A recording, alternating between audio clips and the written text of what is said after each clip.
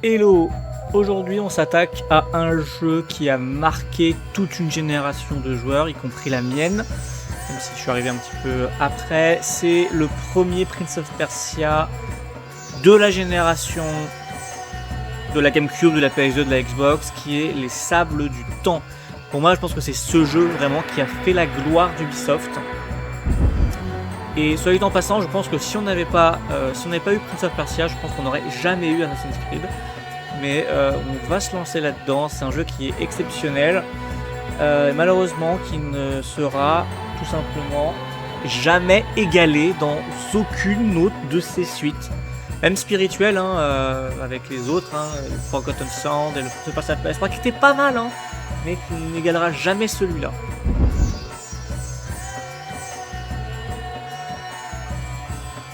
Que ce soit en termes de direction artistique ou de contrôle, enfin c'est absolument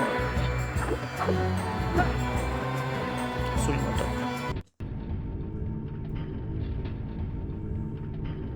Alors moi là-bas je l'ai fait sur la version Xbox et je pense que le son était mieux sur la version PS2, mais je vous laisse admirer quand même la cinématique.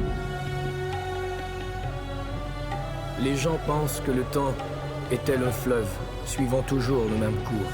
Et moi je l'ai vu face à face. Et je vous assure, il se trompe. Le temps est un océan dans une tempête. Vous vous demandez sûrement ce qui me fait dire ça. Asseyez-vous et laissez-moi vous conter l'histoire qui est la mienne. Pour commencer, je suis le fils de Sharaman, roi tout-puissant de Perse. Nous étions partis à la tête d'une petite troupe à travers l'Inde en direction de Azad. Durant ce voyage, la soif d'honneur et de gloire de mon père nous a fait commettre une erreur fatale. Ah, mon fils.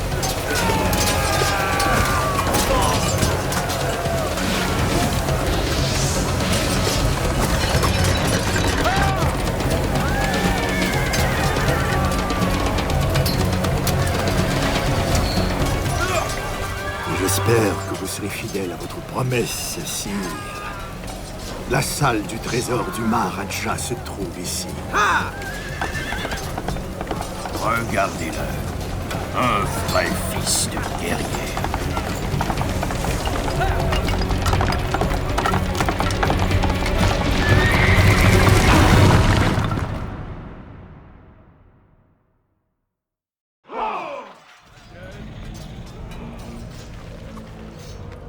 Croyez-vous que j'ai éprouvé des regrets en voyant la destruction, le fracas des armes et les cris d'horreur? Non, je n'ai pensé à rien de tout ça. En cet instant, je n'ai pensé qu'à une seule et unique chose. Combien mon père serait fier de voir son fils combattre comme un vrai guerrier.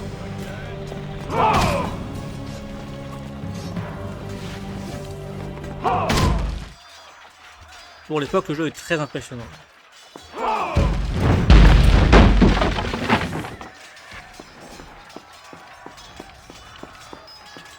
Hop.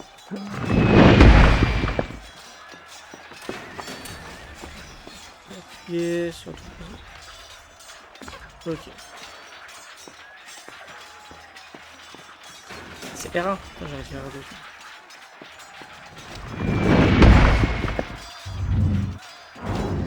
Wow, non mais rien que les changements de vue comme ça, c'est... Enfin, je crois que le jeu est sorti en 2001, 2002. C'est nouveau tout ça.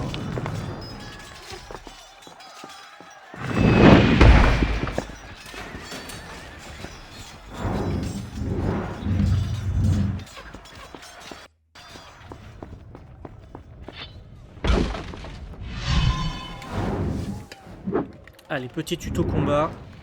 En règle générale, le combat de Prince of Persia, la plupart des ennemis peuvent être battus avec...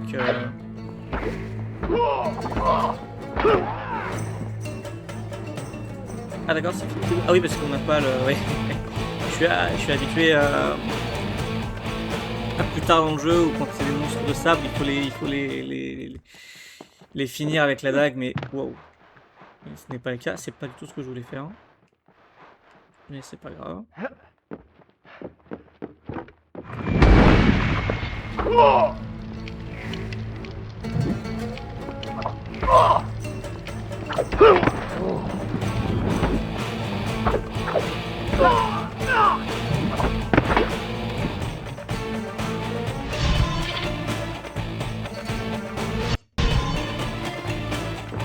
ce jour-là, de nombreux hommes ont cherché à se couvrir de gloire sur le champ de bataille, afin que leur roi leur dise, comme Khosrow avait dit à Rustam, « Tu es le plus noble de mes guerriers. » Mais dès que le combat a commencé, j'ai su que je n'y avais pas ma place.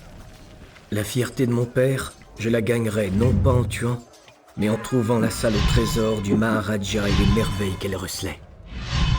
Ceci étant dit, le jeu nous montre tout un tas d'ennemis qu'on va devoir tuer.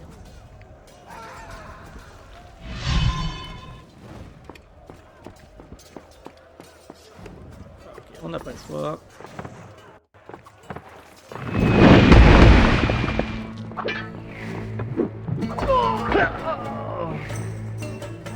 En fait, ce combo est tellement puissant qu'il peut venir à vous à presque tous les ennemis. À part un type spécial. Pardon.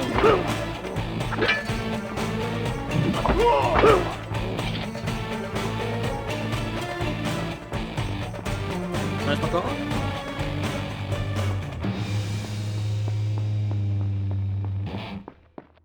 Ça va exploser.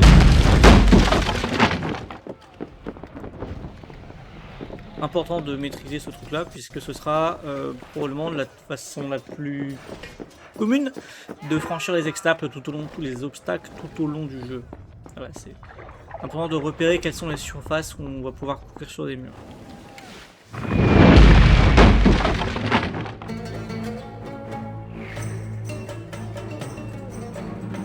Le jeu adaptera toujours un peu ce système assez didactique qui consiste à vous montrer en gros pas forcément la marche à suivre, mais un cheminement idéal pour atteindre notre objectif. Généralement, il y en aura qu'un.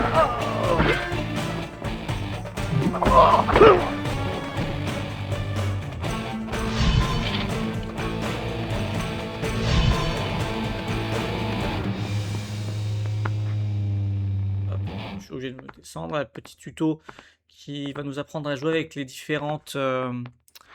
comment dire, les différentes postures possibles, les différentes façons d'escalader un mur.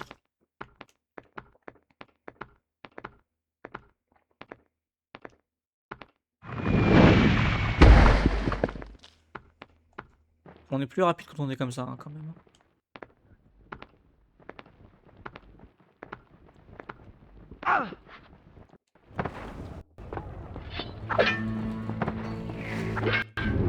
Il n'y a pas un moyen de faire une attaque tournante là?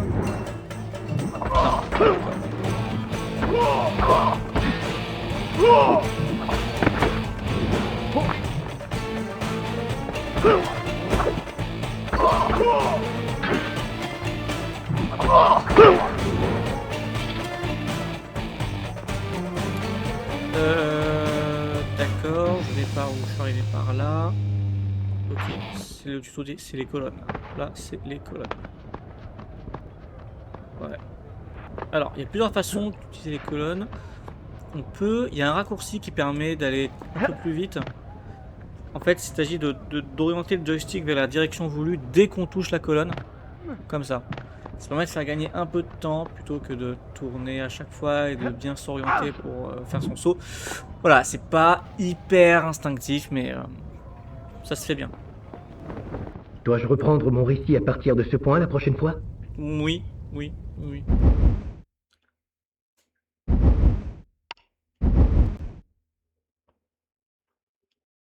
D'accord.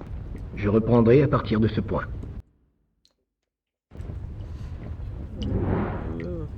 Hop. Ok.